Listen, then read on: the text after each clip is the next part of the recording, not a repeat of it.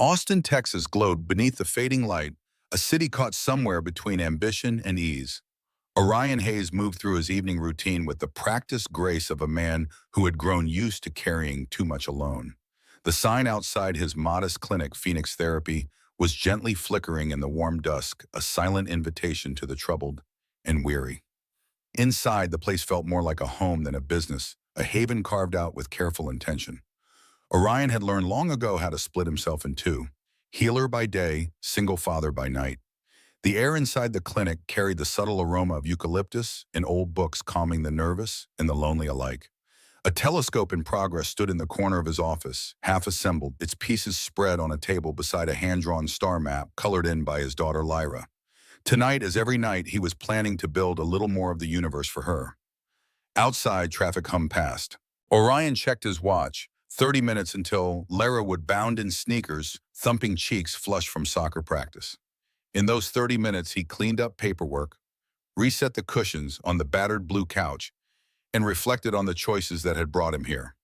Once, not long ago, he had a promising career in medical consulting for Meridian Pharmaceuticals. Long hours, big paychecks, but a growing ache in his chest every time he missed a milestone in Lyra's young life. His wife, restless and sharp-edged, had called him unambitious and walked out, leaving behind little but an echo of her dreams and a daughter who now looked to him for everything. The phone rang, shattering the quiet rhythm of his evening preparations. Orion hesitated, glancing at his watch again. After hours, calls usually meant someone in crisis, and he never turned those away. But the clinic officially closed at 6, and Lyra would be arriving soon. The phone continued its persistent chime. With a sigh, he picked up. A clipped, efficient voice on the other end introduced herself as the personal assistant to a VIP client requiring immediate consultation. The woman spoke with the practiced tone of someone used to arranging discreet services for the wealthy. No name was offered, only the promise of generous compensation for an emergency session tonight. Orion's gaze drifted to the stack of bills on his desk. The roof repair estimate, Lyra's school tuition, increased the property tax notice. Each paper a small weight accumulating into something heavier. My daughter will be here in 20 minutes. I can't do tonight. Orion's voice was firm but apologetic, years of practice in setting boundaries without burning bridges. The woman pushed back, the amount of the consultation fee doubling, then tripling. Something in her tone suggested this wasn't the usual crisis. There was an urgency beyond money. Still, Orion held firm, offering a slot for tomorrow morning instead. After some back and forth, the assistant reluctantly accepted the earliest appointment, 7 a.m., with a note that her employer was not accustomed to waiting. Orion hung up, relief and doubt mingling in his chest. He'd turned down what would have been the most lucrative hour of his practice's history. The money would have covered half the roof. But years ago, he'd made a promise to himself and to Lyra. Time together would never be sacrificed for money again. The memory of her tiny face, disappointed at his absence from her kindergarten play, had branded itself too deeply on his heart. The front door of the clinic swung open, bringing with it a gust of evening air and the sound of Lyra's laughter as she chatted with her soccer coach who dropped her off on practice days. 9 years old with untamed curls and her mother's quick wit, Lyra was already developing Orion's observant nature. She noticed the pensive look on his face immediately. "What's wrong, Dad? Did someone sad come today?" Her backpack slid to the floor as she approached, concern etching her young features. Orion smoothed back her hair, wild from running and the Texas humidity. "Just a phone call, nothing important. How was practice?" He shifted the conversation, helping her get settled with homework at the small table in the corner of his office while he finished closing up. But Lyra's question lingered in his mind. Did someone sad come today? More than she knew, and more would come tomorrow. In his line of work, sadness was a constant companion, sitting beside every client who walked through his door. Morning came too quickly. Orion woke before his alarm, the weight of the early appointment already pressing on him. He moved quietly through the house, not wanting to wake Lyra. The coffee machine gurgled to life, its familiar sound grounding him as he prepared mentally for the day ahead. Through the kitchen window, he could see the first hint of dawn breaking over Austin, the skyline a jagged silhouette against the lightening sky. The drive to the clinic was quick in the early morning emptiness, the city not yet fully awake. As Orion pulled into his usual spot, he noticed a sleek black car already parked in the small lot, its engine off, but a driver sitting alertly behind the wheel. The kind of car and driver that spoke of serious money and serious privacy concerns. Whoever his 7 a.m. appointment was, they had arrived early and come prepared. Orion unlocked the clinic door, switching on lights and adjusting the thermostat. He brewed a fresh pot of coffee, set out water, and quickly reviewed his notes from the phone call. Very little to go on. Female client severe insomnia panic attacks requested absolute discretion. No name had been provided, which wasn't entirely unusual for high-profile clients in their first session. At precisely 6:55 a.m., the front door opened. Orion looked up from his desk to see a woman who didn't so much enter as arrive, her presence immediately commanding the space around her. She was impeccably dressed in a tailored black suit that probably cost more than his monthly mortgage payment. Dark hair pulled back in a severe style that emphasized sharp cheekbones and eyes that missed nothing. The diamonds at her wrist caught the morning light, small but flawless, much like the woman herself.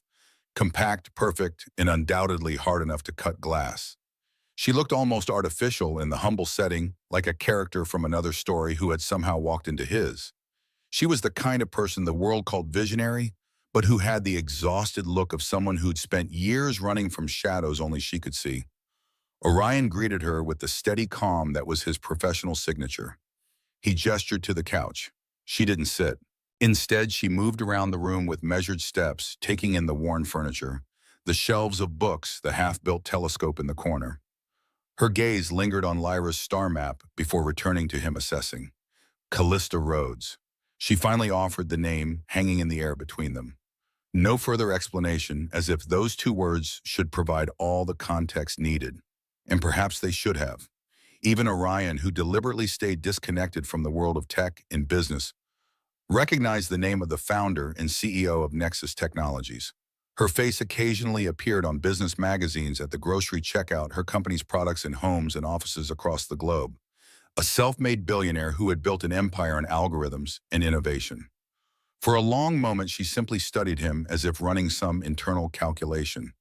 Then she pulled out her phone, tapped something with brisk precision, and looked at him directly. No hesitation, no warmth. I need a trustworthy man beside me at night. Her voice was as flat as a readout. No sex, no touch, just presence. For 1 week, I will pay you $5 million. The words dropped like stones in a pond. Orion's first instinct was to laugh, but her face betrayed no hint of irony. She was deadly serious. He weighed her words, the possibilities flickering through his mind. What kind of desperation drove a person to such a transaction? What kind of loneliness? He tried to keep his voice gentle. I'm a therapist, not a bodyguard, not an escort. She met his gaze almost impatiently. I have severe insomnia and panic attacks. The nights are the worst. Silence feels like drowning. My team finds people, but they can't buy trust. I thought maybe a therapist could. 5 million 1 week. No one has to know. Her money didn't tempt him. It never did. He'd left that world behind, a world where every hour had a price and every kindness was billable. He saw for just a moment something flicker in her, a tremor beneath the polished surface, a fear deeper than panic. But his mind traveled inevitably to Lyra. Her laughter, her faith in him, the way she'd called his small home the safest place on earth. His peace wasn't for sale, and neither was his time with her.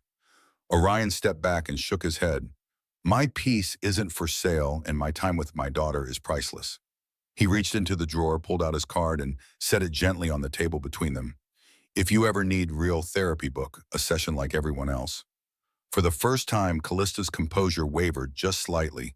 Something unreadable passed through her eyes. Anger, disappointment, or maybe relief that someone had finally told her no. She picked up the card with mechanical precision, nodded once, and walked out, the echo of her heels lingering long after the door closed behind her. The clinic felt strangely hollow after she left. Orion stood in the silence, watching the early morning light strengthen outside the window. He could have changed his life. Millions just for sleeping in a penthouse and keeping the demons at bay for someone else.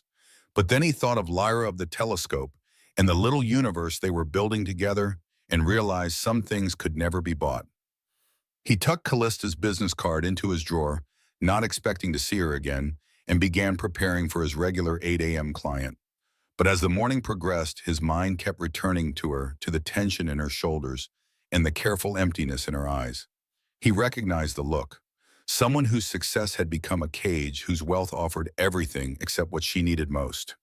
In the glass fortress of her tech empire, Callista Rhodes stared at city lights pulsing beneath her window. The world ran on data, her world most of all. Algorithms, numbers, code. They obeyed rules. People usually did too. But not Orion Hayes. His refusal replayed in her mind like a corrupt file. Unexpected, unprocessable, unsettling. She stood in her penthouse 40 floors above Austin, the city spread below her like a circuit board of light and movement. The space around her was all clean lines and emptiness. White walls, glass tables, minimalist furniture that looked designed for photographs rather than comfort. Nothing out of place, nothing personal, except for a single photograph on her desk face down. For days, she cycled through her routines, reviewing product roadmaps, signing off on merger documents, fielding questions from anxious board members. All the while, his words echoed through her head. My peace isn't for sale, and my time with my daughter is priceless. She had known rejection before. Investors, competitors, even her own family, when she walked away from the safe, privileged life they'd scripted for her. But this was different. Orion had not just rejected her offer. He had refused to put a price on the one thing she'd always assumed everyone wanted more. More money, more power, more status. For the first time in years, she felt curiosity uncoiling in her chest. A strange ache mingled with the old gnawing loneliness.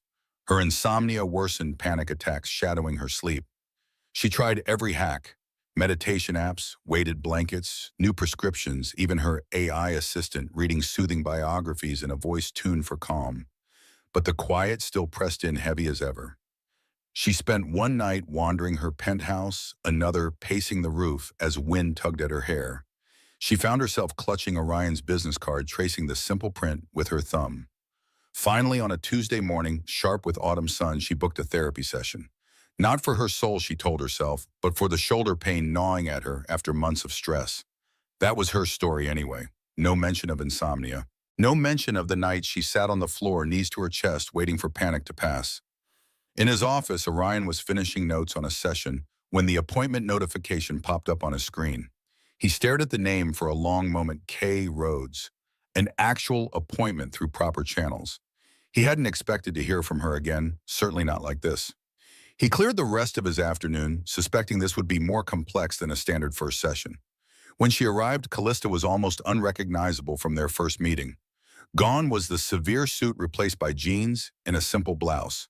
Her hair fell loose around her shoulders, and without her usual armor of perfection, she looked younger, almost vulnerable. She entered quietly this time, no grand arrival, just a woman stepping carefully into unfamiliar territory. The clinic was sunlit, alive with the scent of wood polish and chamomile. Orion greeted her professional as ever, hands steady, voice calm. There was no reference to their last meeting, no trace of judgment in his manner. He led her through an initial assessment standard, questions about symptoms and history, but adapted to accommodate her obvious discomfort with personal disclosure. You said shoulder pain. Orion's question was neutral, an opening rather than a challenge. Callista nodded, tension visible in the way she held herself, among other things. Her admission came reluctantly, like a fortress lowering a single drawbridge. She lay on the treatment table as he worked, fingers expert and gentle on knotted muscles. For a while there was only silence and the muted sound of city life outside. She tried to analyze him in the quiet, cataloging his movements, searching for signs of calculation. Instead, she felt something else, the weight of presence, of being seen and not sized up, measured, or assessed for profit. He spoke about muscles, about how the body remembers what the mind cannot bear to hold. Trauma, he explained, was not just a scar in memory. It lived in tissue, in the way shoulders hunch, jaws clench, breath shortens. His words were simple, but they seemed to open a space inside her that she'd kept barricaded for years. Callista listened, half resentful, half relieved. As her defenses began to falter, she pressed him about his life, about ambition, about whether he regretted giving up the prestige and income of his former job. She wanted to provoke him, to uncover weakness or hypocrisy, but he only smiled softly and redirected her focus back to her own tension, her own pain. The session drifted, time losing its urgency. For the first time in years, she found herself not performing, not negotiating, not defending her choices. She was just a woman on a table, breathing in, breathing out, letting go. The touch was nothing like the calculated contact of boardroom handshakes or empty social gatherings. It was steady, without expectation, its only agenda being care. She realized with a kind of wonder that she felt safe. When the treatment ended, she sat up disoriented by how different the world looked. Her shoulders ached in a new way, as if healing had begun at a depth she'd forgotten existed. She caught Orion watching her, not with hunger or judgment, but with genuine attention, the kind a person reserves for something rare and fragile. Same time next week, his question hung in the air between them, a simple offer without pressure. Callista found herself nodding before she could analyze whether this was a sound strategic decision.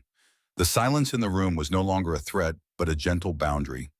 For a few moments, she let herself breathe in it, marveling at the possibility that connection didn't always have to be transactional. She gathered her things and left with a thank you barely above a whisper, carrying the sensation of that silence out into the bright, humming world. Later, as she returned to her office, reviewing code and signing papers, she found her thoughts drifting back, not to the money or the power or the endless stream of deals that usually filled her days, but to the simple fact that for one brief hour, she had not been something to negotiate with. She had just been. That night, as she tried to sleep, the quiet of her penthouse felt different. Not less empty exactly, but softer at the edges. There was a new variable in her algorithm, one she could not predict, could not buy, could not command. And for the first time, the uncertainty did not feel like defeat, but the promise of something real. At Nexus Technologies headquarters, Corbin Shaw studied the changes in Callista's schedule with growing concern. As CFO and her former partner, in business and briefly in life, he knew her patterns better than anyone. The blocked hour on her calendar, recurring weekly with no details entered, was unlike her. Callista documented everything, controlled everything. Secret meetings were not her style unless something significant was happening. Corbin leaned back in his chair, fingers tapping restlessly against the glass surface of his desk. The merger negotiations with VerdTech were approaching a critical phase, and Callista had been oddly hesitant, asking for more time to review terms they had already discussed extensively. This wasn't the ruthlessly efficient CEO he knew, the woman who had built an empire on decisive action and calculated risk. He pulled up her calendar again, noting the address attached to the appointment. A quick search revealed a small therapy practice in a converted house on the east side of the city, far from the sleek downtown medical centers that catered to Austin's elite. Interesting. Callista had always scorned therapy, calling it paid friendship for people too weak to face reality alone. Something had changed. Corbin made a note to have his assistant gather more information about Phoenix Therapy and its owner. Knowledge was leverage, and leverage was something he might soon need. The VerdTech merger was too important to be derailed by whatever personal crisis Callista might be navigating. The board was already nervous about her recent distraction, and he had carefully cultivated those concerns, positioning himself as the steady hand should Callista falter. He closed her calendar and opened the merger documents, a smile playing at the corners of his mouth. Perhaps this unexpected development was exactly the opportunity he'd been waiting for. Over the next 2 weeks, Callista returned to Phoenix Therapy with increasing regularity.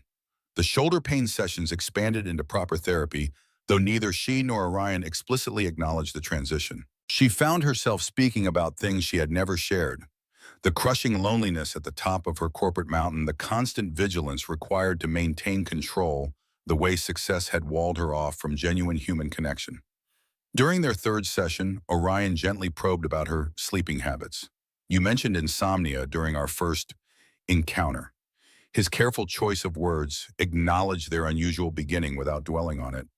"How long has that been an issue?" Callista stiffened momentarily, then forced herself to relax. "For years, since Nexus went public." She offered the information like someone unused to answering rather than asking questions. Sleep became the enemy. Too quiet, too dark, too much time to think. Orion nodded, no judgment in his expression. "And the panic attacks after Corbin."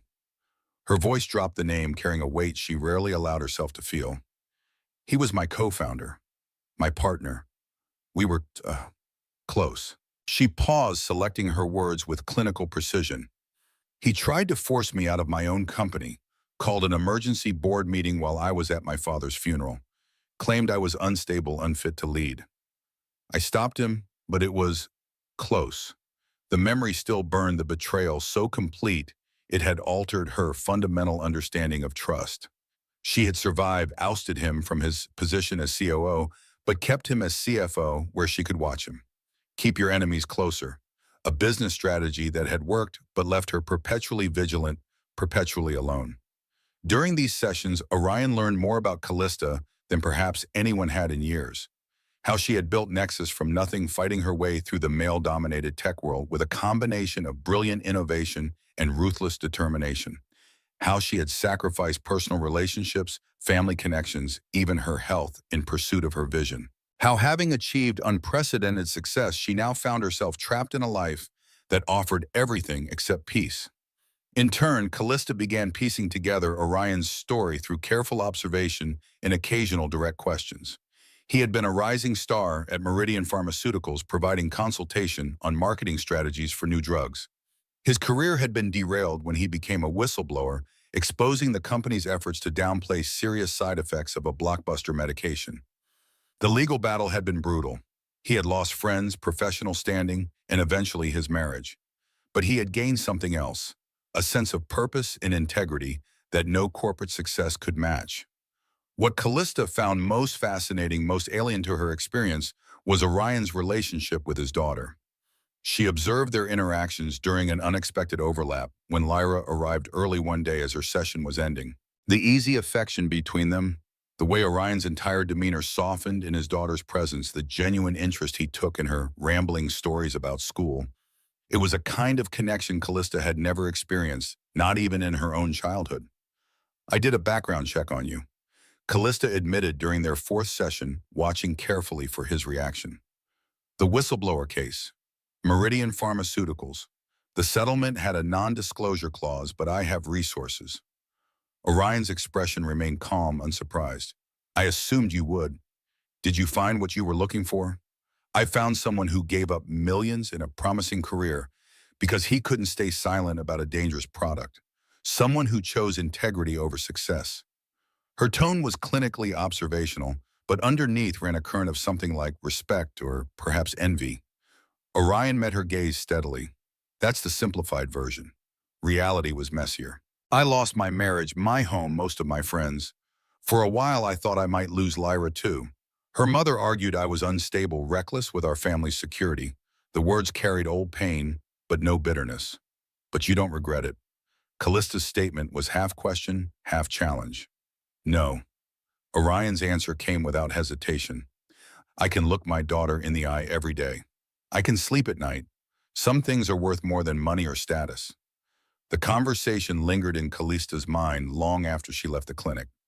She had built her life on the opposite principle, that everything and everyone had a price, that with enough money and power, any obstacle could be overcome, any person could be bought, or at least neutralized. Orion's existence challenged that fundamental assumption, and she wasn't sure whether to dismiss him as naive or consider the possibility that her own worldview might be incomplete. As Callista continued her therapy, subtle changes began to manifest in her daily life. She slept a little better, though, still far from well. She found herself pausing before making decisions that once would have been automatic, considering implications beyond profit margins and market share. She started taking evening walks through the city, observing ordinary lives with a curiosity that bordered on longing. At Nexus, her altered behavior did not go unnoticed.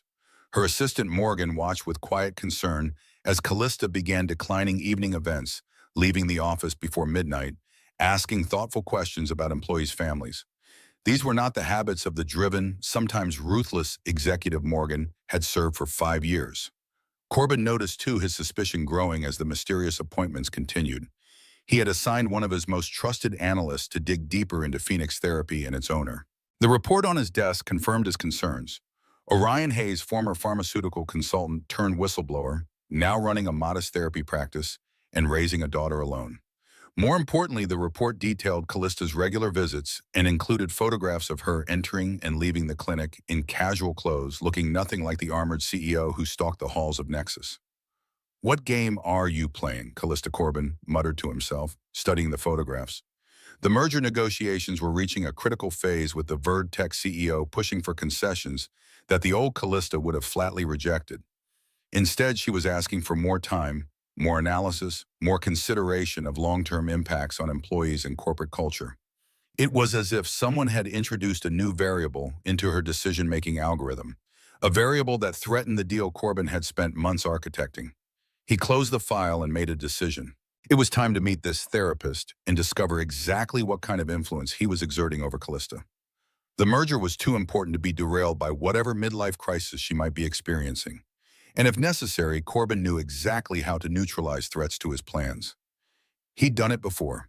The next therapy session ended with a sense of calm that Callista had almost forgotten was possible.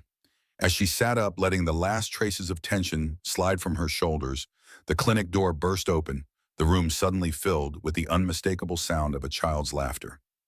Lyra Hayes bounded inside with the kind of unself-conscious joy that made adults both envious and wistful. Her cheeks were flushed, from running eyes bright beneath a mop of unruly hair, her backpack sliding dangerously off one arm.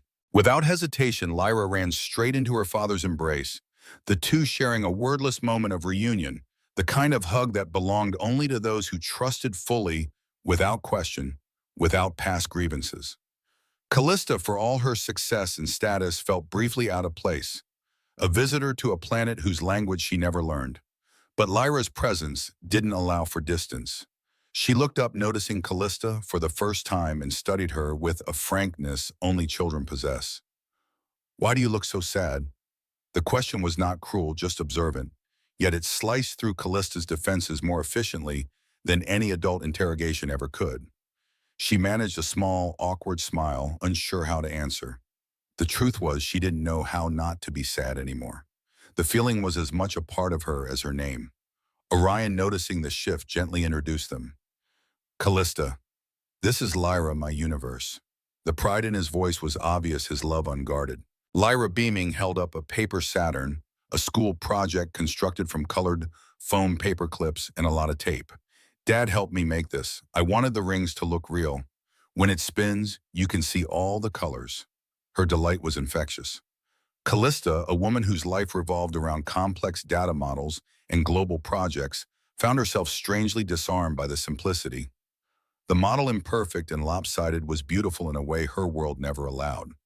She bent closer to examine it, stumbling over words of praise she rarely used.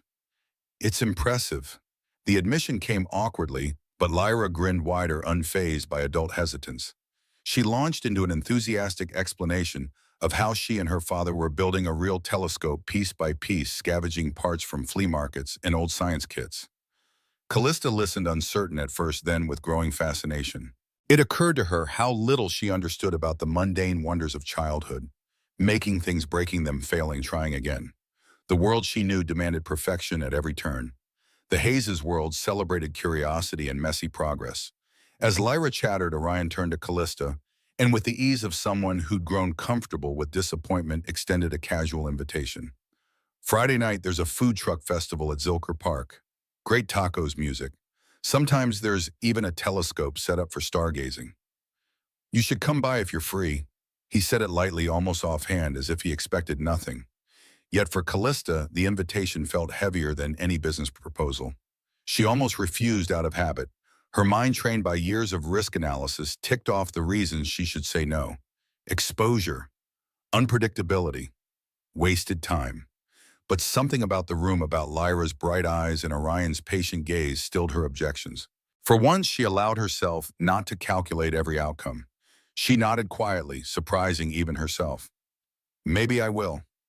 Later, returning to her penthouse, Callista tried to process what had happened. She replayed the scene, the easy affection between father and daughter, the handmade Saturn, the unexpected invitation. She recognized her own discomfort, not just with children, but with the prospect of belonging somewhere she hadn't built or bought. In her world, trust was a rare commodity, exchanged for loyalty and calculated in contracts. Here, it seemed to flow without negotiation. That night, as she looked out over the city, the skyline glittered, impersonal as ever. Yet for the first time, she felt a gravitational pull, not to her own empire, but to something simpler and warmer. She wondered about Zilker Park, about laughter, music, and the awkward possibility of being seen not as a billionaire, but just as Callista, a woman among strangers. The prospect was terrifying and exhilarating. In the days that followed, she found herself distracted at meetings, her mind wandering from market forecasts to the memory of Lyra's blunt question, Orion's gentle pride, and the strange shifting sensation in her own chest.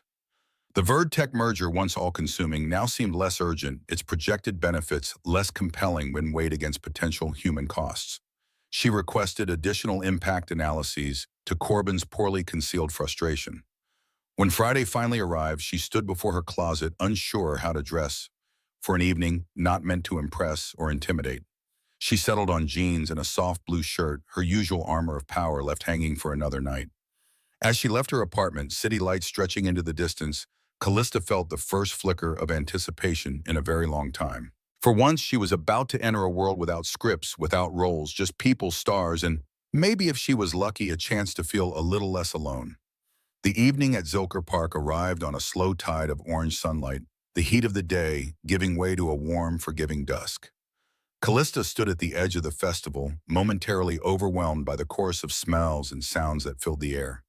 Sizzling meat from taco trucks, bursts of laughter, the distant strum of a guitar floating over the hum of conversation. It was a world away from her penthouse. No glass walls, no bodyguards, no hushed conference calls, just families sprawled on picnic blankets, and children darting through the grass, the city skyline looking almost gentle on the horizon. The anonymity was disconcerting but strangely freeing. No one recognized her. She was just another face in the crowd, neither feared nor fawned over. The sheer ordinariness of it all felt like stepping into a dream she barely remembered having.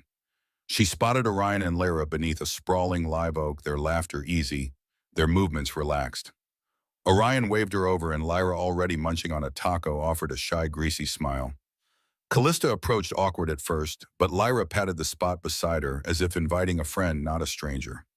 Callista sat, careful not to wrinkle her shirt, then let herself breathe in the moment. They ate in companionable silence, tacos bursting with flavor, the messiness of the meal forcing a kind of surrender. Callista was used to elegant, controlled dinners. Here there was no hiding behind etiquette. She let herself laugh when salsa dripped down her wrist, surprising herself with how good it felt to be imperfect in public. Music drifted from a makeshift stage, country blues, then a cover of an old folk song that seemed to hush the crowd.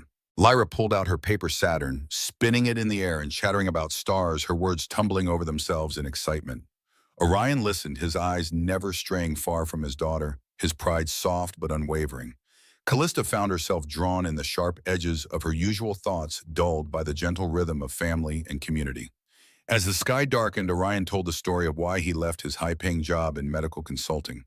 He spoke quietly, but the pain and relief in his voice were unmistakable. The endless meetings, the grueling travel, the sense that every hour was borrowed from the life he really wanted. A life where he could coach Lyra's soccer games, help with homework, and build telescopes in the living room.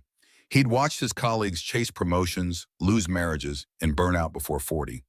The money was good, but every day he felt his soul shrinking, his time with Lyra slipping through his fingers. Then came the revelation about Exhibix Meridian's blockbuster anti-anxiety medication.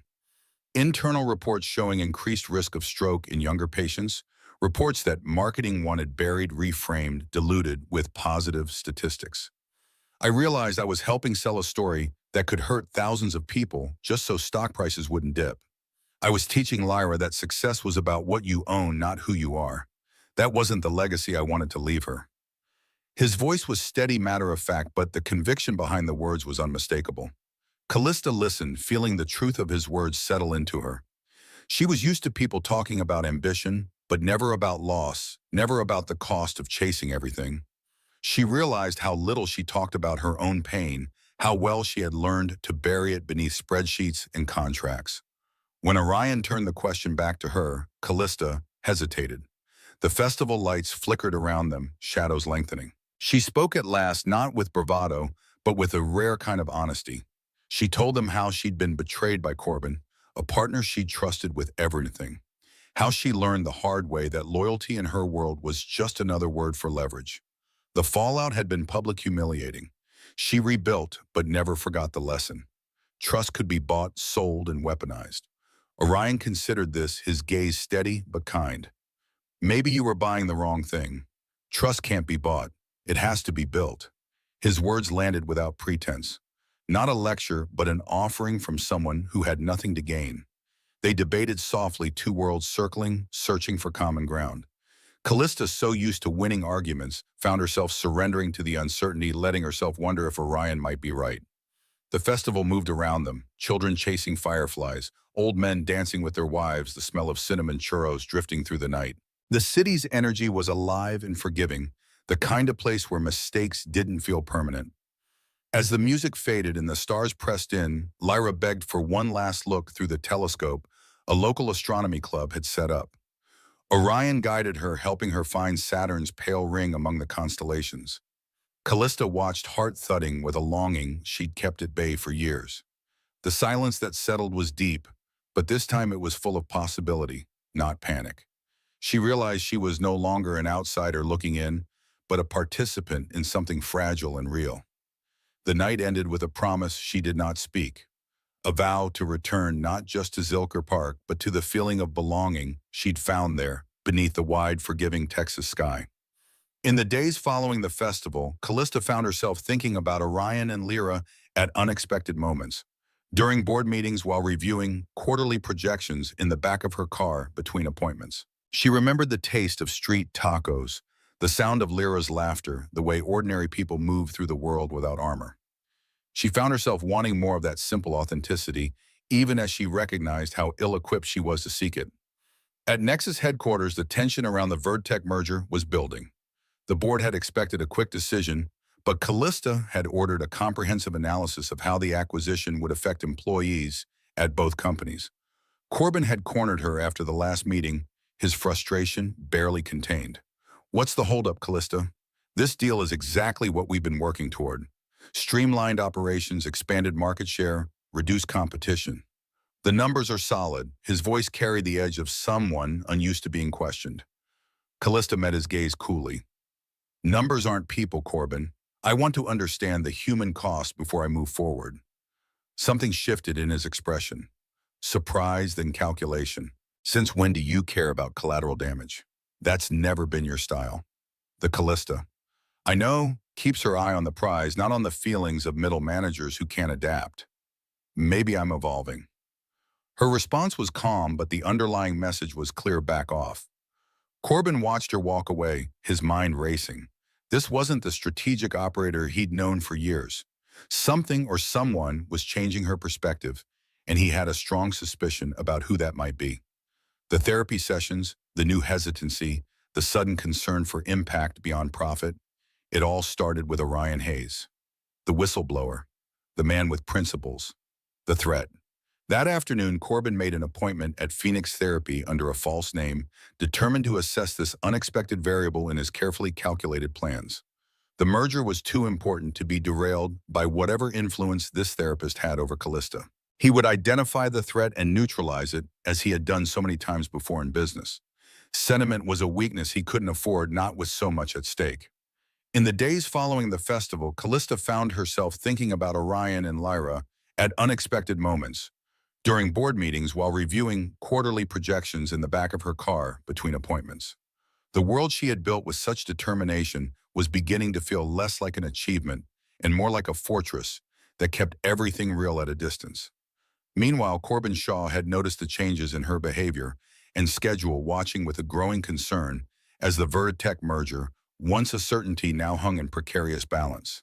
Something had changed in Callista, something that threatened everything he had meticulously planned. 2 weeks after the night at Zilker Park, Corbin Shaw decided it was time to eliminate what he now saw as a direct threat to his ambitions. Rather than confronting Callista directly, he opted for a more strategic approach. Under the pretense of seeking therapy for work-related stress, he made an appointment at Phoenix Therapy, determined to assess exactly what kind of influence Orion Hayes was exerting over Nexus Technologies' CEO. The door to the therapy room opened, and a middle-aged woman emerged, nodding politely to Corbin as she passed. Orion Hayes appeared in the doorway, extending his hand with a professional smile. Nothing about his appearance suggested danger. Average height, casual clothes, the kind of unassuming presence that might blend into any crowd. Yet something in his eyes, a quiet watchfulness, put Corbin on alert. This man noticed things, assessed things, not so different from Corbin himself. Under the pretense of seeking therapy for work-related stress, Corbin allowed himself to be guided into the session room. He had prepared his cover story carefully. A finance executive struggling with anxiety, looking for techniques to manage pressure. Close enough to truth to be convincing, far enough from his real purpose to provide cover. The conversation flowed naturally at first, Orion asking standard questions about symptoms and history, Corbin providing crafted responses designed to seem authentic while revealing nothing of consequence. But as the session progressed, Corbin gradually steered the conversation toward ethical dilemmas, business conflicts, the challenges of doing the right thing in corporate America. I've been reviewing some interesting cases lately, whistleblowers, corporate ethics, that sort of thing. Meridian Pharmaceuticals came up. Nasty business with that anxiety drug. Exavix was it. Corbin watched for a reaction, his tone casual but his eyes sharp. A flicker of tension crossed Orion's face, quickly controlled, but not quickly enough. Yes, Exavix. A dangerous product rushed to market without adequate safety testing. Corbin leaned forward, the pretense of therapy falling away. You know, I did some research on you before coming here. The whistleblower who tanked his career over a few adverse reactions. Noble, I suppose, if you don't mind collateral damage.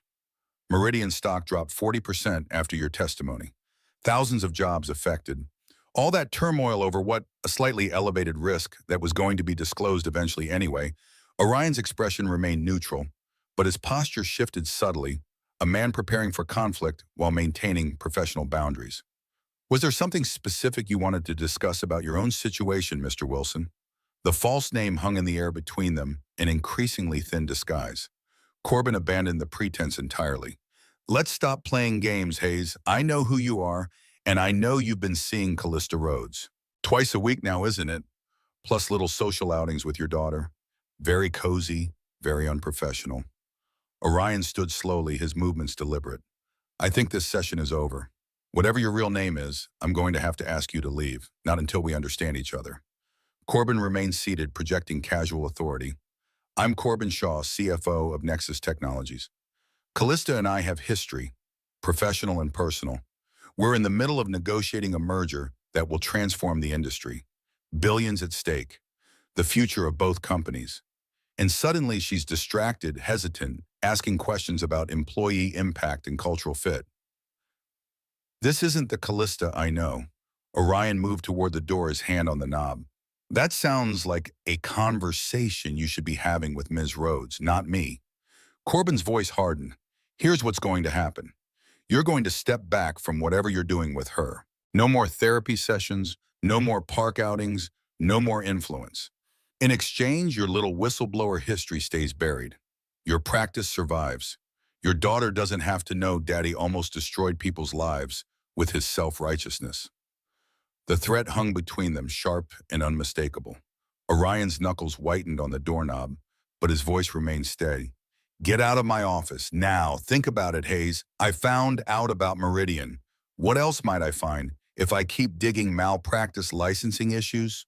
Or maybe just some juicy details about your failed marriage. Kids are so vulnerable to schoolyard gossip, aren't they? Corbin stood, straightening his suit jacket with practiced precision. I'll see myself out. We'll talk again soon. The door closed behind him with a soft click, leaving Orion alone in the suddenly airless room.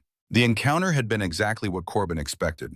A man with principles but limited power, vulnerable through his practice and his child. Pressure points identified and ready to be exploited. As he walked to his car, Corbin felt the familiar satisfaction of a strategic advantage secured. Callista would soon be back on track, the merger would proceed, and Orion Hayes would fade back into obscurity where he belonged. What Corbin failed to recognize was the iron that runs through the core of quiet men who have already lost everything once and rebuilt from scratch. Men who have learned that principles cost dearly, but surrender costs more. As the door closed behind Corbin Shaw, Orion made a decision that would alter the carefully balanced power dynamics more than Corbin could possibly anticipate. The following morning, Orion sat across from Callista in their regular therapy session, the weight of his decision evident in the tension of his shoulders. She noticed immediately her analyst's mind cataloging the changes in his demeanor. The slight shadows beneath his eyes, the careful way he organized his notes, the absence of his usual calm energy. You look like you haven't slept. The observation came with a hint of irony, given her own chronic insomnia. Orion met her gaze directly, setting aside his notebook. There's something I need to tell you, and it may change how you feel about continuing therapy with me. Yesterday, I had a visitor. Corbin Shaw. Callista's body went rigid, her face immediately locking into the expressionless mask she wore in boardroom confrontations. What did he want? In measured words, Orion recounted the entire interaction. Corbin's threats, the merger, concerns the implied danger to both his practice and Lyra. He left nothing out, including the personal history Corbin had hinted at between himself and Callista. I believe in transparency with my clients. You have a right to know when there are external pressures that might affect our therapeutic relationship. Callista's mind raced through implications and counter-moves, the familiar strategy game she had mastered long ago. But beneath the tactical calculations ran a deeper current of emotion, rage at the invasion, concern for Orion and Lyra, and a surprising sense of protectiveness toward the fragile connection they had begun to build. I'll handle Corbin. Her voice was cold steel, the CEO fully present now. He's overstepped. This will be addressed. Orion shook his head slowly. That's not why I'm telling you this. This isn't about having you fight my battles. It's about making an informed choice about whether continuing therapy with me is in your best interest. My past with Meridian is complicated. The whistleblowing case nearly destroyed me professionally, and it did destroy my marriage. My ex-wife couldn't handle the financial uncertainty, the social isolation, the constant stress. She left while Lyra was still a toddler.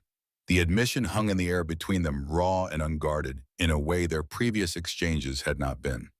Orion continued, his voice steady despite the cost of such openness.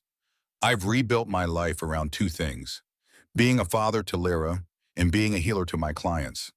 I won't compromise either of those commitments, not even under threat. But you need to know what you're walking into if we continue working together.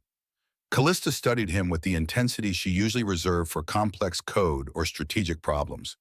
The world she inhabited was full of people who measured every action against personal benefit, who calculated relationships in terms of advantage and leverage. Orion's transparency made no strategic sense unless viewed through an entirely different value system, one where truth itself had worth independent of outcome. I'm not afraid of Corbin. Her voice softened slightly, the mask slipping to reveal something more human beneath. But I am concerned about Lyra and your practice. Corbin doesn't make empty threats. For the first time, Orion smiled, though the expression held more determination than humor. I learned during the Meridian case that fear is a poor compass for navigating life. Doing the right thing usually comes with a cost, but doing the wrong thing costs more in ways that don't show up on balance sheets. I'm willing to face whatever consequences come from maintaining my professional integrity. The only real question is whether you want to continue our work together, knowing the complications. The session ended without a clear resolution, Callista promising to think carefully about the situation. But as she left the clinic, her mind was already formulating approaches beyond Orion's awareness. Protective measures, contingency plans, the quiet deployment of resources that only someone with her wealth and influence could command. She had spent years building walls around her vulnerability. Now, unexpectedly, she found herself constructing defenses around someone else's. At Nexus headquarters, Callista moved through the day with mechanical precision, her external performance flawless, even as her thoughts remained divided between corporate obligations and the morning's revelations. The VerdTech merger documents awaited her signature, the board eagerly anticipating closure on the deal that would cement Nexus's market dominance for years to come. The numbers made perfect sense. The strategy was sound, yet something held her back. A growing discomfort with decisions made purely for growth and profit without consideration of human impact. Late in the afternoon, Corbin appeared in her office doorway, his expression conveying confidence that his intervention with Orion had already produced results. I've scheduled the final merger call for tomorrow morning. Vertitech is on board with the revised terms. Legal has cleared the last hurdles. We should be ready to announce by market open. Callista looked up from her screen, her face unreadable. The merger decision has been postponed. I've identified some integration issues that require further analysis. Corbin's confidence faltered, a flicker of confusion crossing his features before he regained control. What integration issues? We've been over every aspect of this deal for months. The synergies are clear, the redundancies identified. The board is expecting closure. I'm concerned about cultural alignment and long-term retention of key talent. Her voice remained neutral professional. The VerdTech engineering team has a collaborative approach that may not mesh well with our more directive style. Forcing integration could result in loss of intellectual capital that would undermine the acquisition value. Corbin stepped fully into the office, closing the door behind him. This doesn't sound like you, Callista. Since when do you worry about hurt feelings during an acquisition? We buy companies for their assets and market position, not their corporate kumbaya sessions. Callista's gaze hardened imperceptibly. I'm evolving my approach based on new data.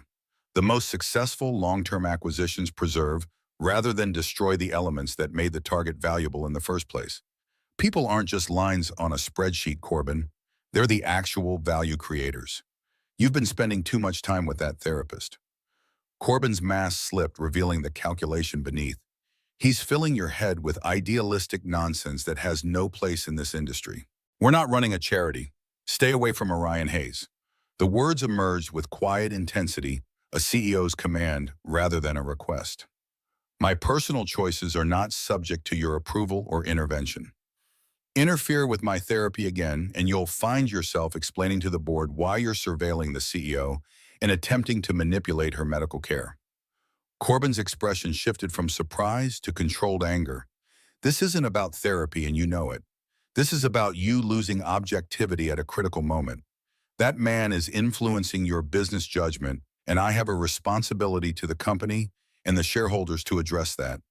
The conversation ended in stalemate, both maintaining the veneer of professional disagreement while understanding the deeper conflict beneath.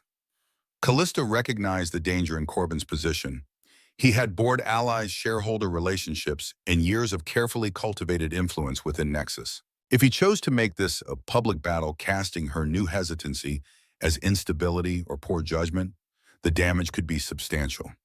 Yet backing down now, allowing him to dictate her personal choices or force through the merger without proper consideration, felt like surrendering something essential she was only beginning to reclaim. As evening settled over Austin, Callista found herself driving away from the downtown towers, away from her penthouse, following an impulse she didn't fully understand. The city transformed around her, glass and steel giving way to residential neighborhoods, carefully manicured corporate landscapes replaced by live oaks and small businesses. Without conscious decision, she found herself approaching Orion's modest home, its porch light a beacon in the gathering darkness. She sat in her car for long minutes, engine off, watching the warm glow from the windows, catching occasional glimpses of movement inside. Orion and Lyra moving through their evening routine unaware of her presence. The scene conveyed such ordinary peace that it made her chest ache with an emotion she couldn't immediately identify. Not envy exactly, but a sharp awareness of absence, of a kind of richness her wealth had never secured. The decision to approach the house rather than drive away required more courage than any corporate battlefield she'd ever entered. Her knock on the door was tentative, almost hesitant, so unlike her usual confident stride through the world. When Orion appeared, surprise flickering across his features, Callista found herself momentarily speechless, the carefully crafted explanation for her presence evaporating into the night air. I was driving and ended up here. The admission was more vulnerable than she'd intended, revealing the lack of calculation behind her arrival. Orion studied her briefly, noting the unusual discomposition in her normally controlled demeanor. Come in, we're just finishing dinner. There's plenty if you're hungry. The interior of the house wrapped around her like a physical embrace, warm colors soft lighting the lingering scent of home-cooked food. So different from her minimalist penthouse with its empty elegance and perfect surfaces. This place had texture, history, the accumulated evidence of lives actually being lived rather than merely showcased. Lyra looked up from the table, surprise giving way to a gap-toothed smile of recognition. You came to our house. Her delight was unfiltered, a child's straightforward pleasure in the unexpected. We're having spaghetti. Dad makes the sauce from scratch. The normalcy of the moment. A family dinner, a child's simple welcome, the absence of agenda or performance, created a space unlike any Callista had occupied in years.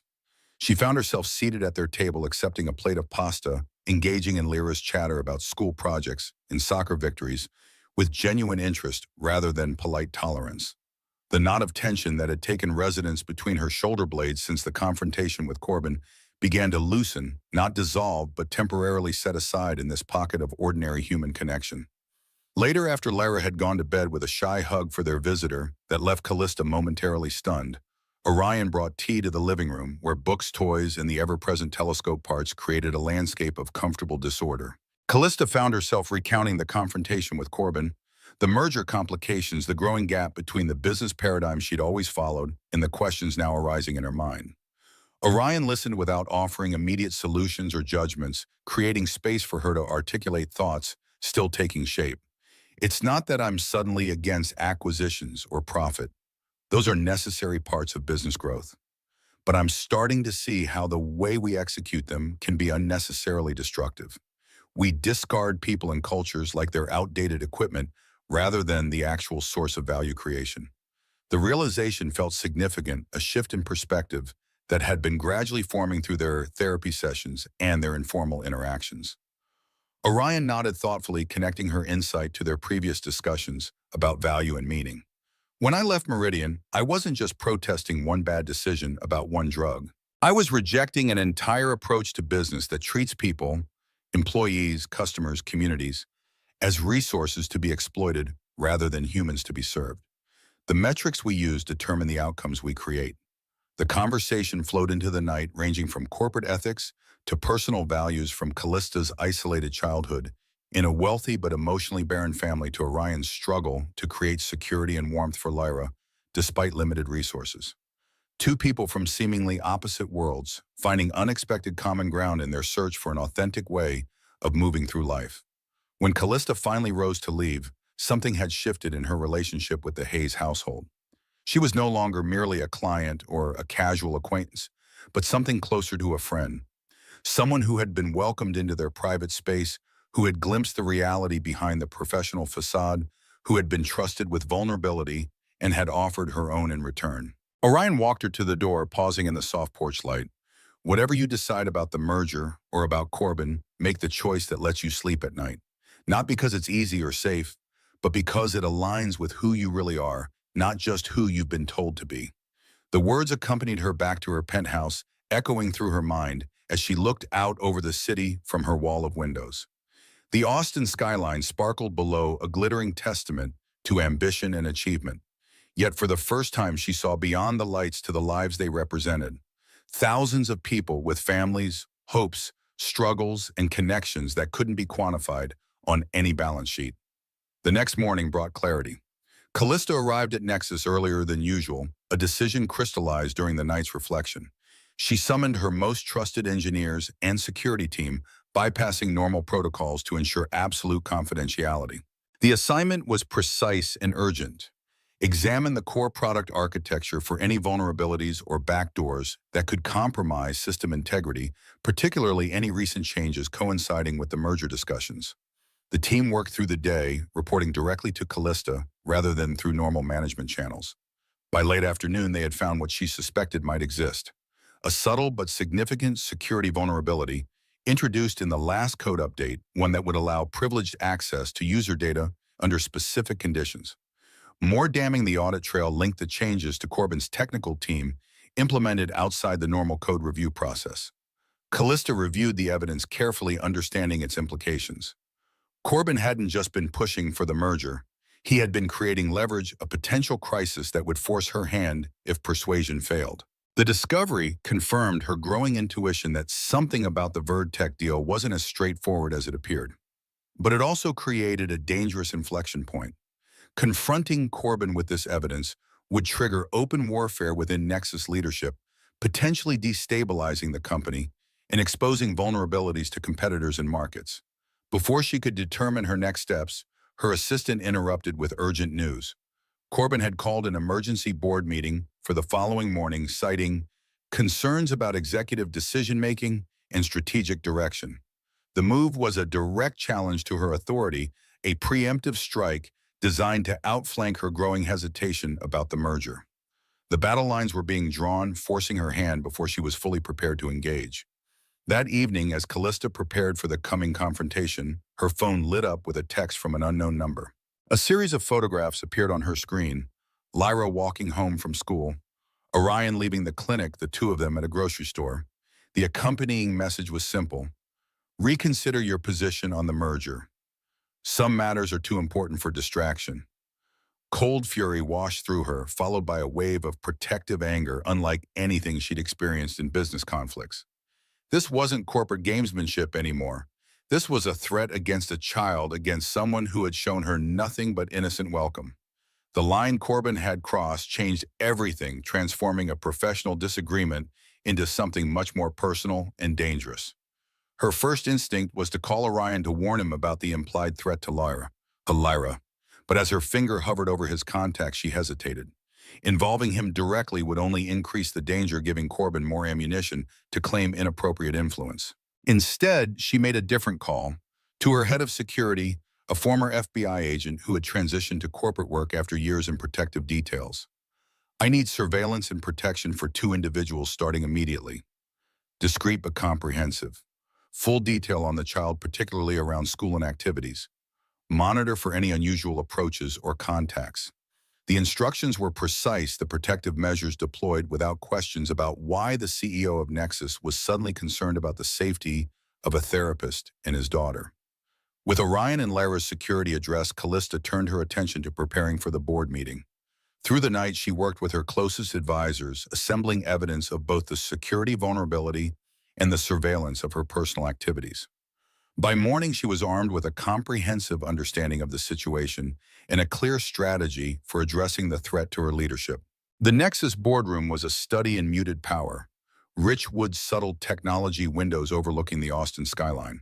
Board members filed in with the grave expressions of people anticipating conflict, taking their places around the table with careful neutrality. Corbin arrived last, confidence evident in his stride and the thin smile he offered colleagues as he took his seat opposite Callista at the head of the table. The meeting began with Corbin's presentation, a masterfully constructed narrative about declining focus, questionable priorities, and the critical importance of the VerdTech merger to Nexus's future growth. Without directly attacking Callista, he painted a picture of leadership distracted by personal matters, missing key strategic opportunities, putting at risk the company's market position and shareholder value. Several board members nodded along their concerns, visible in furrowed brows and exchanged glances. The momentum seemed to be building in Corbin's favor until Callista rose to respond, her posture relaxed but her eyes sharp with focused intensity. Before I address the merger question, I want to share some information the board should be aware of. Her voice was calm, professional, betraying none of the anger that had fueled her night's preparation. Our security team has identified a significant vulnerability in our core platform, one that would allow unauthorized access to user data under specific conditions. She distributed tablets to each board member, displaying the technical documentation and audit trails. What's particularly concerning is that this vulnerability was introduced outside our normal code reviews process by a team reporting directly to our CFO. The implications hung in the air, unspoken but clear. Corbin's expression shifted from confidence to wariness as Callista continued. Additionally, I've become aware of surveillance being conducted on my personal activities, including my medical appointments. She activated the room's main screen, displaying the photographs that had been sent to her phone. This escalated last night to implied threats against uninvolved parties, including a child. The boardroom temperature seemed to drop several degrees as the full implications registered. Callista continued, her tone remaining measured despite the seriousness of the accusations. I believe these actions were taken to pressure me into approving the VerdTech merger without appropriate diligence. Which raises the question, why is this particular deal so urgent that it would justify compromising our security and corporate ethics? All eyes turned to Corbin, whose composed facade had begun to crack under the unexpected reversal. This is ridiculous, pure distraction. The security update was routine maintenance. As for these photos, I have no idea where they came from. Probably your therapist friend trying to create drama to increase his influence over you? Callista's expression remained unmoved. The audit trails are clear, Corbin. Your team implemented the changes directly bypassing standard security protocols. As for the surveillance, the investigator you hired wasn't as discreet as you might have hoped. We have financial records linking the payments back to a shell company connected to your personal accounts. The board chairman, a veteran tech executive who had supported Nexus since its early days, leaned forward with grave concern. Corbin, if these allegations have merit, they represent serious violations of company policy and potentially the law. I think we need to pause this discussion and convene our ethics committee immediately. Corbin's control finally slipped, desperation bleeding into his voice. You don't understand. The VerdTech deal isn't just about market share. Shaw Analytics holds a 30% stake in VerdTech. My family's company. This merger would double the value of that investment overnight.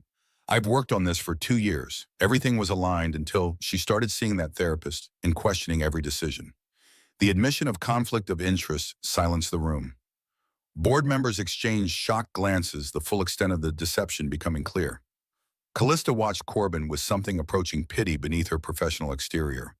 For all his strategic brilliance, he had failed to anticipate that his own desperation would ultimately undermine his position more effectively than any counterattack she could have launched. The meeting ended with Corbin placed on administrative leave pending a full investigation, the VerdTech merger indefinitely postponed, and an emergency security team assigned to address the platform vulnerability. As board members filed out subdued conversations already turning to damage control and public relations strategy, Callista remained at the table, the victory bringing less satisfaction than she had anticipated. What lingered was not triumph, but a profound weariness. With the constant battles, the betrayals, the never-ending vigilance required to maintain her position. She had won this round, protected her company, and by extension, Orion and Lyra. But the cost was a deepened awareness of how fundamentally broken the system had become. People reduced to assets, relationships to transactions, values to variables in a profit equation. As she finally rose to leave the boardroom, her phone chimed with a text message from Orion. Lyra has her science project presentation tonight at school, 7 p.m. She'd love it if you could come. No pressure either way. The simple invitation, free from agenda or obligation, stood in stark contrast to the high-stakes corporate warfare she had just navigated. Without hesitation, she texted back her acceptance, already feeling the weight of the day begin to lift at the prospect of something real, something human waiting at the end of it. The events that followed would later be described in business school case studies as a textbook example of corporate governance failure and recovery. But in that moment, sitting in her office above the Austin skyline, what mattered to Callista was not the corporate narrative, but the personal one. The story of a woman rediscovering parts of herself long sacrificed to success, finding connection in unexpected places, and beginning to imagine a different way of moving through the world than the one she had always known. The elementary school multi-purpose room buzzed with the controlled chaos of science fair night, poster boards balanced precariously on folding tables, proud parents navigating narrow aisles, teachers offering encouragement to nervous students. Callista arrived just as the presentations were beginning, slipping quietly into the back row of chairs. The environment was entirely foreign to her. These community gatherings had never been part of her experience either in childhood or adulthood. Orion spotted her from across the room where he stood with other parents.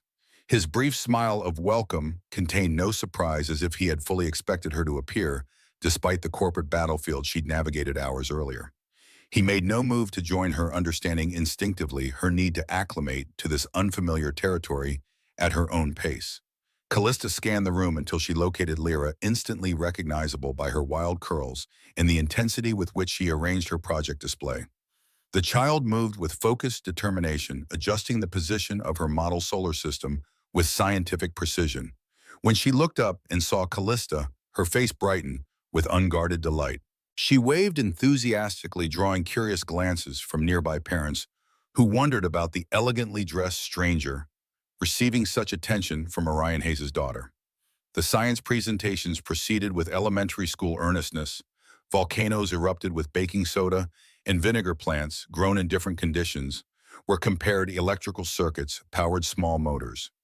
Each child explained their project with varying degrees of confidence and accuracy, teachers gently guiding the more nervous presenters through their explanations.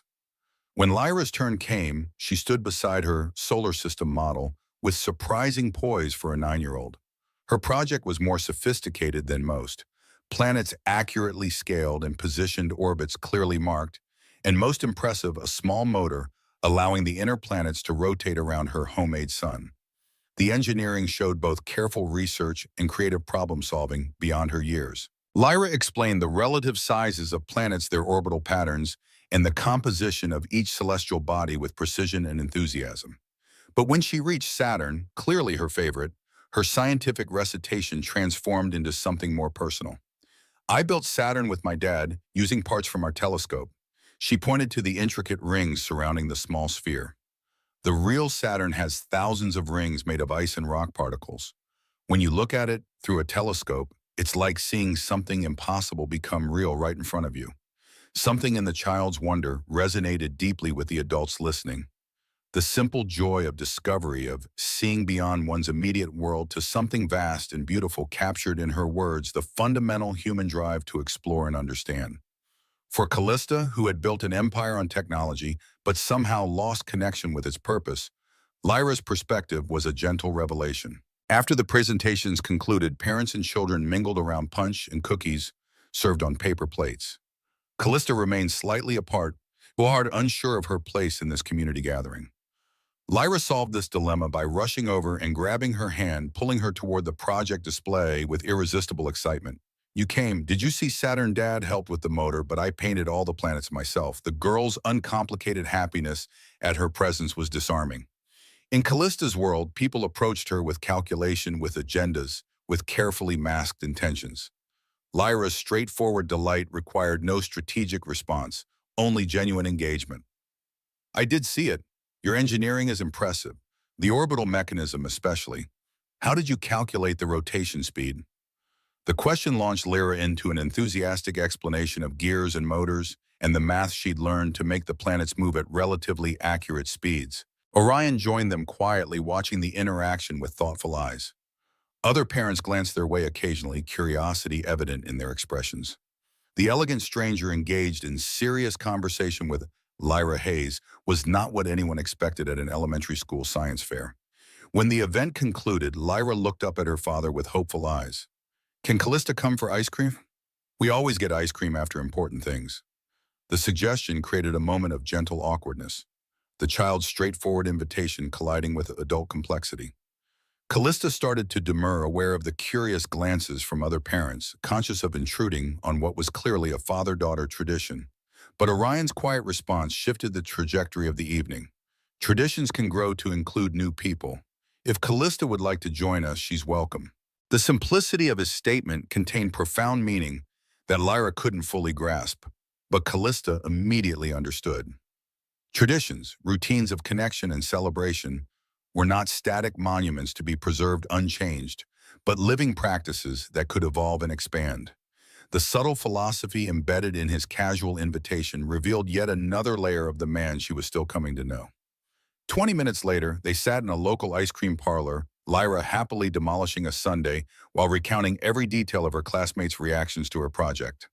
The small shop was filled with families enjoying similar post-event celebrations. Sports uniforms, musical instruments, and science fair materials scattered around various tables. Callista, with her designer outfit and careful composure, should have seemed out of place, yet somehow the ordinary pleasure of the moment encompassed her too. Between bites of ice cream, Lyra looked up at Callista with sudden seriousness. "Are you my dad's girlfriend?" The question landed with the unfiltered directness only children can achieve, cutting through adult pretense and careful boundaries. Orion nearly choked on his ice cream, but Callista met the child's gaze with equal directness.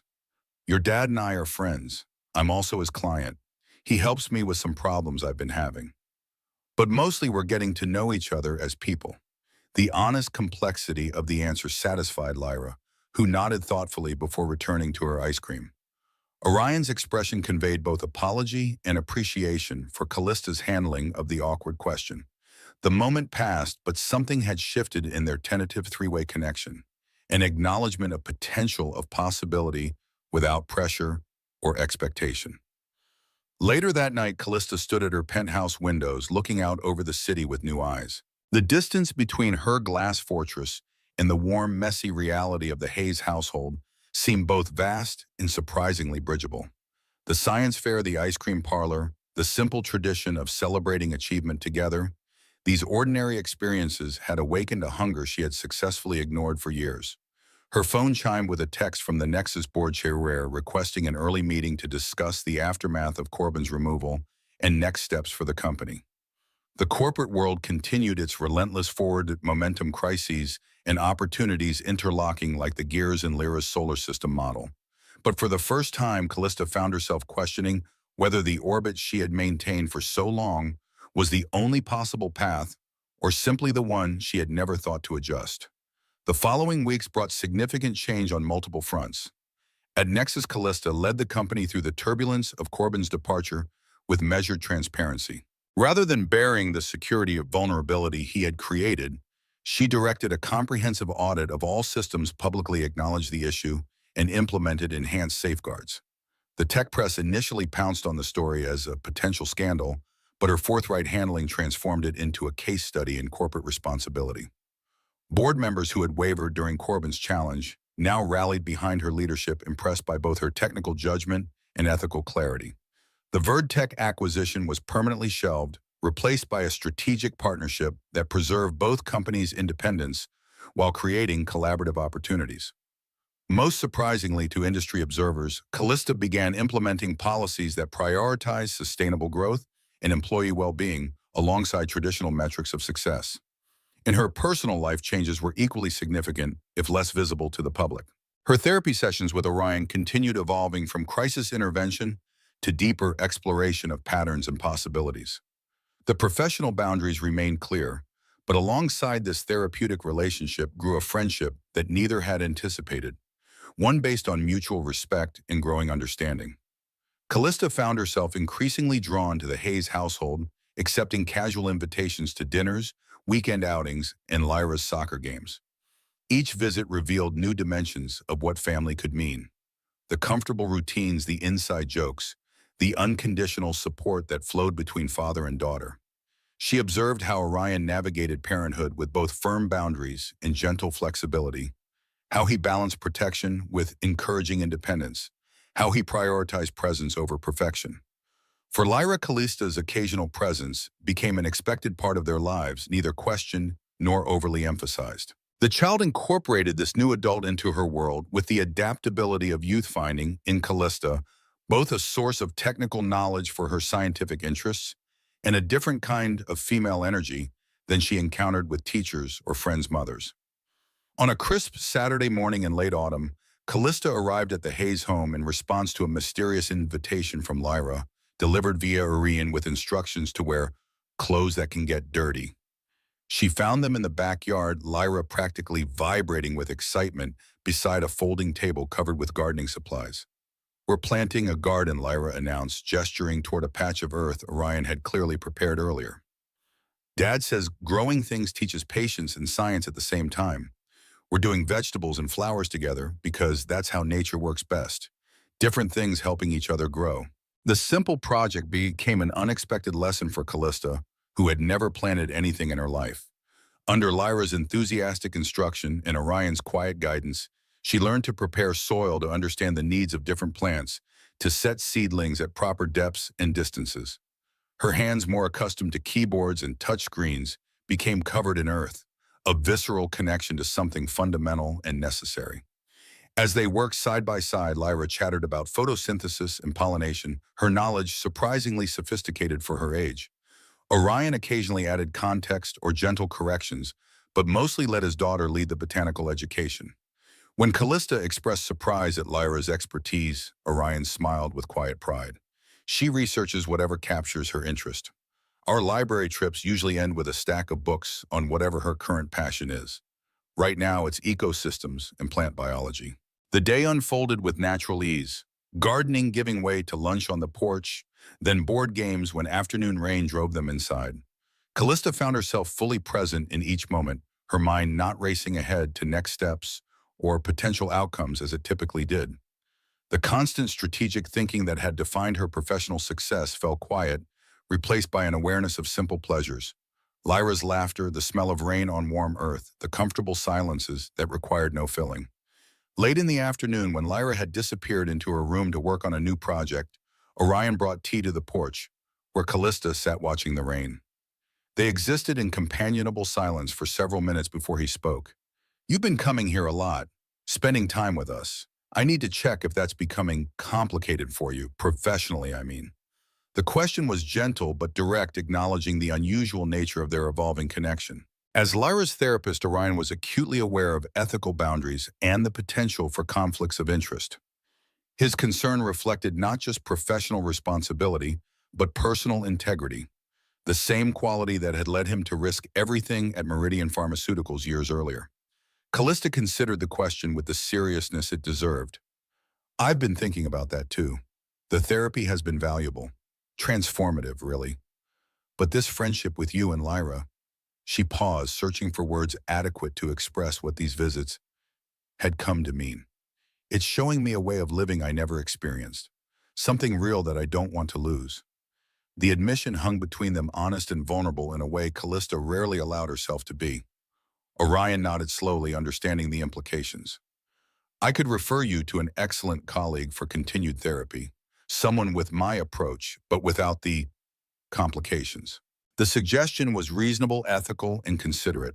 It would create clear boundaries, eliminate potential conflicts, and allow their personal connection to develop without professional constraints. Yet Callista found herself unexpectedly resistant, not yet ready to lose the therapeutic space they had created together. Let me think about it. I don't want to rush this decision. Orion agreed easily, his respect for her autonomy evident in his relaxed posture and open expression. No pressure, just something we should keep discussing as things evolve. Honest conversation prevents larger problems later. The exchange, though brief, represented something profound in Callista's experience. A relationship based on mutual consideration rather than advantage, where difficult topics could be addressed directly without strategic positioning. It was perhaps the most adult interaction she had experienced in years, despite the corporate negotiations and power plays that filled her professional life. As she drove home that evening, rain glistening on the streets of Austin, Callista found herself contemplating evolution, not just of relationships, but of self. The woman who had built Nexus through relentless focus and strategic brilliance was still present, still capable, but no longer the entirety of her identity. Something new was emerging, something that found value in garden dirt, under fingernails, and board games on rainy afternoons. Something that recognized different forms of growth beyond market share and revenue. The change did not go unnoticed within her professional circle. Morgan, her longtime assistant, who had observed Callista through countless corporate battles, commented on the shift during a rare quiet moment between meetings. You seem different, more present, less like you're constantly calculating 3 moves ahead. The observation was accurate but incomplete. Callista was still calculating, still strategic in her business decisions, but the metrics had expanded beyond profit and power to include impact, sustainability, and human cost. Her leadership style remained direct and demanding, but tempered now with greater awareness of the people behind the performance metrics. This evolution manifested most visibly in her handling of a product crisis that emerged in late November. A flaw in Nexus's latest algorithm update created biased outcomes for certain user demographics, not through malicious design but through incomplete testing protocols. When the issue was identified, Callista's response diverged dramatically from industry norms. Rather than issuing carefully worded non-apologies crafted by PR professionals, she addressed the problem with unprecedented transparency. A company-wide email acknowledged the error, explained its technical causes, outlined immediate remediation steps, and most surprisingly accepted personal responsibility as CEO for the oversight. But she went further, using the incident as a catalyst for structural changes in development and testing processes, ensuring broader representation in both technical teams and test data. The approach raised eyebrows throughout the tech industry, where admitting mistakes was typically avoided at all costs. Venture capitalists and industry analysts predicted disaster, stock declines, user exodus, competitor advantage. Instead, Nexus experienced something unexpected: increased user trust, improved employee morale, and even cautious praise from longtime critics. I learned recently that true strength isn't avoiding vulnerability, but acknowledging it honestly and addressing it directly.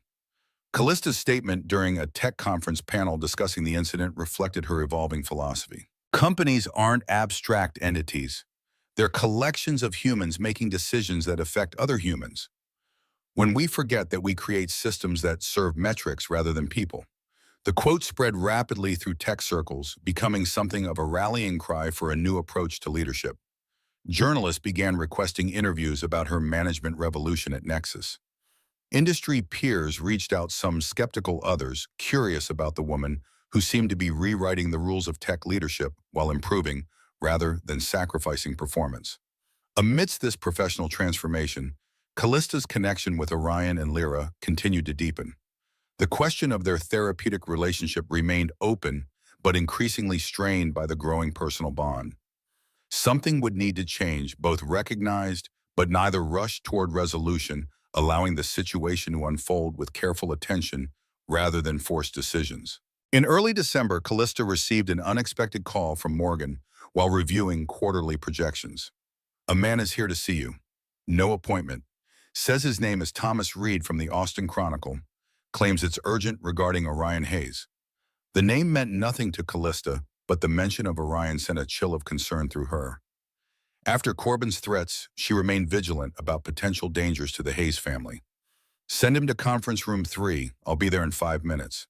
Thomas Reed proved to be younger than Callista expected, early 30s, casually dressed with the alert eyes of a career journalist. He rose when she entered, extending his hand with professional courtesy. "Miss Rhodes, thank you for seeing me without an appointment. I wouldn't have pushed for an immediate meeting if it weren't time-sensitive." Callista remained standing, maintaining both physical and psychological advantage in the encounter. "What's your interest in Orion Hayes?" The directness of her question seemed to confirm something for Reed, whose expression shifted from professional neutrality to focused interest. "I'm working on a feature about corporate whistleblowers, people who sacrifice careers to expose wrongdoing. Mr. Hayes is a central figure in my research on the Meridian Pharmaceuticals case. His decision to come forward about Exivix saved lives, but the story of what it cost him has never been fully told." Wariness kept Callista's expression neutral, despite her internal relief that this wasn't another threat. "That sounds like a conversation you should be having with Dr. Hayes, not me." Reed nodded slowly, considering his response. "I've been trying to reach him for weeks. He's declined all interview requests. But recent developments make this story particularly relevant right now. Meridian is being acquired by Larson Pharmaceutical. The merger announcement goes public tomorrow. The same executives who buried the Exivix safety data are about to be rewarded with multi-million-dollar packages, while Dr. Hayes is still living with professional consequences of his integrity." The information landed with the weight of unexpected significance. Callista had been so focused on the Corbin situation and her own evolving connection with Orion that she hadn't monitored developments at Meridian. The implication was clear. Without public attention, the corporate narrative would remain unchallenged, wrongdoers rewarded, and Orion's sacrifice forgotten. "Why come to me?" Her question was genuine curiosity overriding caution. Reed met her gaze directly. "Because something is happening at Nexus that defies conventional tech industry wisdom. A CEO acknowledging mistakes, prioritizing ethics alongside profits, creating actual change rather than performative corporate responsibility. Industry gossip says Orion Hayes might be connected to this evolution. I'm interested in exploring how whistleblowers influence corporate culture beyond their immediate impact." The observation was uncomfortably perceptive, hitting close to the complex reality of Orion's influence on her thinking. Yet there was something in Reed's approach, his evident respect for Orion's actions and his genuine interest in systemic change, that felt more aligned with a journalism's better angels than mere scandal-seeking. "Dr. Hayes values his privacy and his daughter's well-being. I respect that." Her response was measured, neither confirming nor denying any connection. Reed nodded in apparent understanding. "What about your story, then? Your recent leadership approach at Nexus represents a significant departure from tech industry norms. Would you be willing to discuss your evolution as a leader? What prompted these changes? What you've learned, where you see this approach leading?" The request presented both opportunity and risk. Public discussion of her changing leadership philosophy could strengthen her position at Nexus, potentially influencing the broader industry. But too much personal disclosure might expose the still fragile connections she was building with Orion and Lyra to unwelcome scrutiny. "I'll consider it. Send your specific questions to my assistant. No promises." Callista ended the meeting with professional courtesy, but clear boundaries, her mind already racing with implications and possibilities that extended beyond her own situation. That evening, she drove to Orion's house without calling ahead, finding him on the front porch grading papers, while Lyra completed homework at the kitchen table visible through the window. His expression showed mild surprise at her unannounced arrival, but immediate concern when he registered her unusual intensity. A reporter came to see me today, Thomas Reed from the Austin Chronicle. He's writing about corporate whistleblowers, specifically the Meridian case. Callista explained Reed's visit and the impending Meridian acquisition, watching Orion's face carefully as he absorbed the information. A complex array of emotions crossed his features, old pain resurfacing, resignation at the injustice, protective concern likely centered on Lyra. My whistleblowing days are behind me. Dredging it all up again won't change anything at Meridian. The system protects itself. The uncharacteristic fatalism in his tone revealed how deeply the experience had wounded him, despite his apparent healing and rebuilding. Callista found herself unexpectedly passionate in response. Systems only protect themselves when we let them operate in darkness. Your story matters, not just what happened, but what came after. How you rebuilt with integrity while they continued their patterns. Orion glanced toward the window where Lyra could be seen concentrating on her homework, her small face scrunched in thought. My priority has always been protecting her from fallout. Media attention, public controversy. It all eventually touches the children involved. She's already lost enough because of my choices. The concern was legitimate, the protective instinct admirable. Yet Callista found herself wondering whether protection sometimes came at the cost of powerful example. Don't you think she deserves to know that her father stood against wrongdoing at enormous personal cost? That integrity isn't just something we talk about, but something we demonstrate even when it hurts. The question hung between them, not accusatory, but genuinely exploratory. Orion considered it with the thoughtfulness that characterized his approach to important matters. Maybe. But that's different from splashing our lives across media just when things have finally stabilized. Callista nodded, acknowledging the legitimate concern. What if there were a way to control the narrative, to tell the story on your terms with appropriate protections for Lyra? As they discussed possibilities, a plan began taking shape, not just regarding the Reed article, but something larger, more systemic, addressing the corporate cultures that punished integrity while rewarding compliance with unethical practices. By the time Lyra joined them on the porch, curious about their intense conversation, the outline of a significant initiative had formed between them. 2 weeks later, Callista stood at a podium in Nexus headquarters' main auditorium, facing journalists from major technology and business publications. The company had announced a press conference regarding a major new initiative generating significant industry speculation. Beside her stood Orion, professionally dressed, but retaining his characteristic calm presence rather than adopting corporate polish. Today, I'm announcing the formation of the Integrity and Innovation Foundation, a new nonprofit organization jointly established by Nexus Technologies and Dr. Orion Hayes. The foundation's mission is threefold: to support corporate whistleblowers facing professional and personal consequences for ethical stands, to advocate for stronger legal protections against retaliation, and to promote corporate cultures where raising ethical concerns is rewarded rather than punished. The announcement generated immediate buzz among the assembled journalists, particularly given Orion's presence. Callista continued outlining the foundation's structure, initial funding commitment from Nexus, and operational independence under a diverse board of directors, including ethics experts, former whistleblowers, and corporate leaders committed to reform. When questions turned to Orion's involvement in his history with Meridian Pharmaceuticals, he spoke with quiet authority about his experience. Not just the decision to expose dangerous practices, but the aftermath of professional exile and personal cost. As he described rebuilding his life around a smaller but more meaningful practice focused on healing rather than profit, the room fell into attentive silence. The cynicism typical of tech journalism temporarily suspended.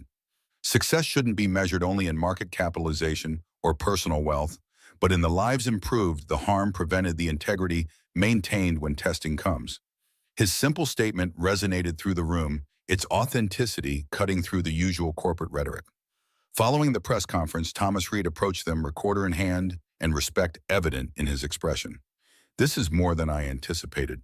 Most of my subjects are still fighting just to rebuild their lives, creating a foundation to help others in similar situations. That's taking the experience and transforming it into systemic change.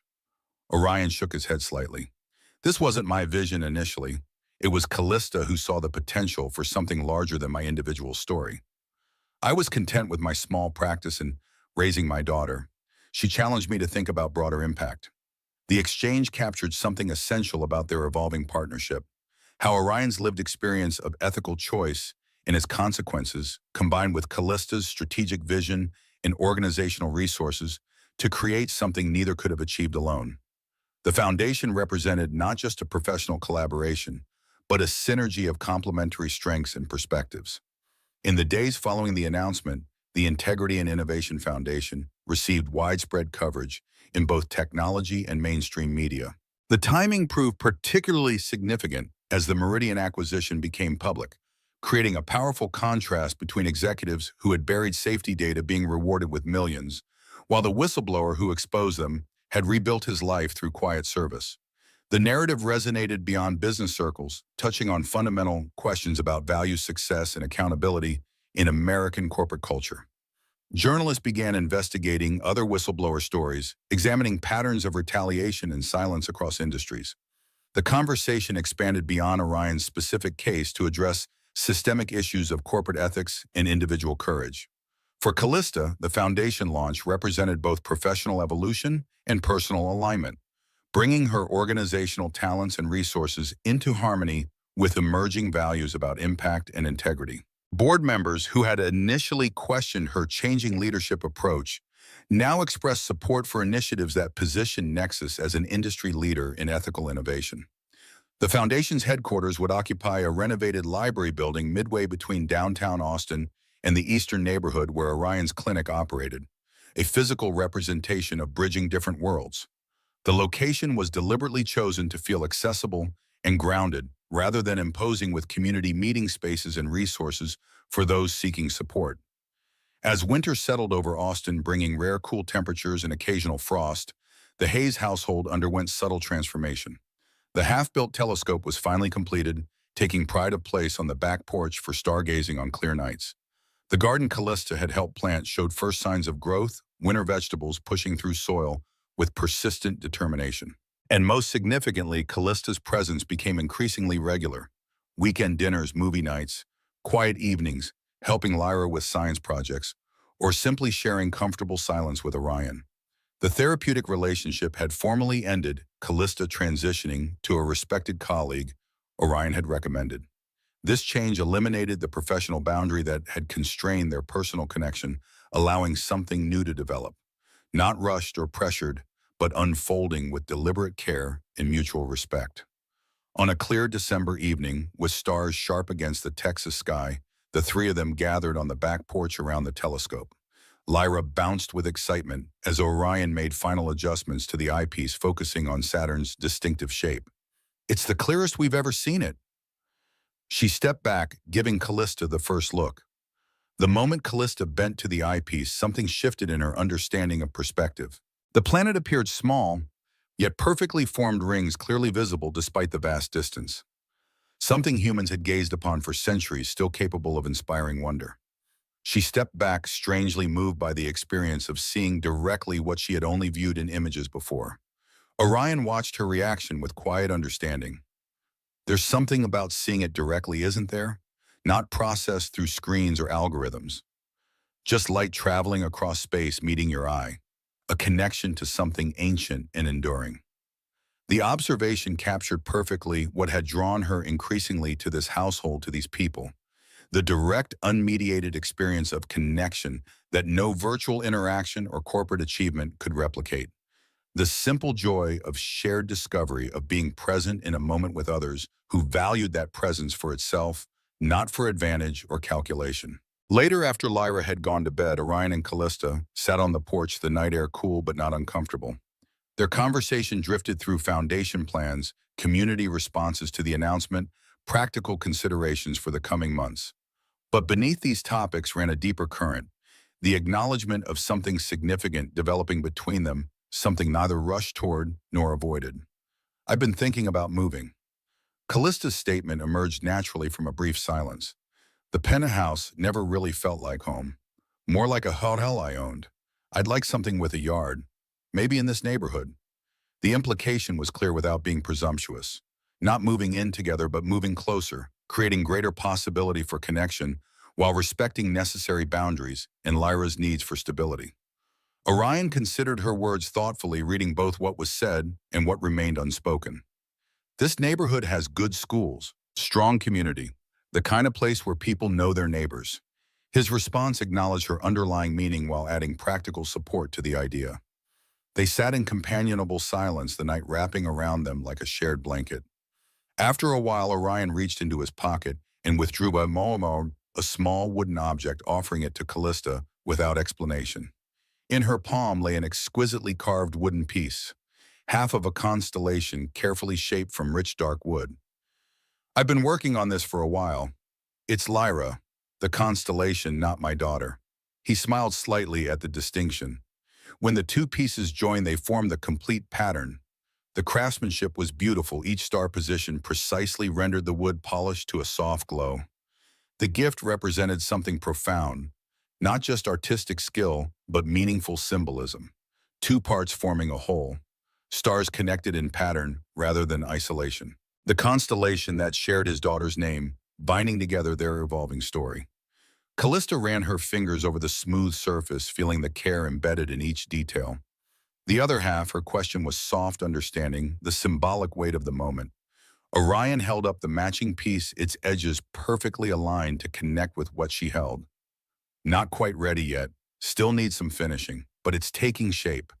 The gentle metaphor acknowledged their ongoing journey, something still developing, being carefully crafted, moving toward completion without artificial acceleration. Callista closed her fingers around the wooden stars, the tangible symbol of connection warming in her palm. After a lifetime of digital interfaces and virtual interactions, the physical reality of handcrafted wood felt profoundly grounding. Something real she could hold, evidence of care and intention made manifest through patient work. The night deepened around them, stars wheeling overhead in ancient patterns. Below, Austin continued its urban rhythms, a city of ambition and ease, technology and tradition, constantly reinventing itself while honoring its roots. Somewhere in that balance between achievement and connection, innovation and enduring values, lay the path they were beginning to walk together. Not as CEO and therapist, not as billionaire and whistleblower, but simply as two people who had found in each other something authentic and meaningful. A recognition that true wealth lay not in empires of data and algorithms, but in the courage to be vulnerable, the willingness to grow, and the capacity to build something lasting from the raw materials of integrity and care.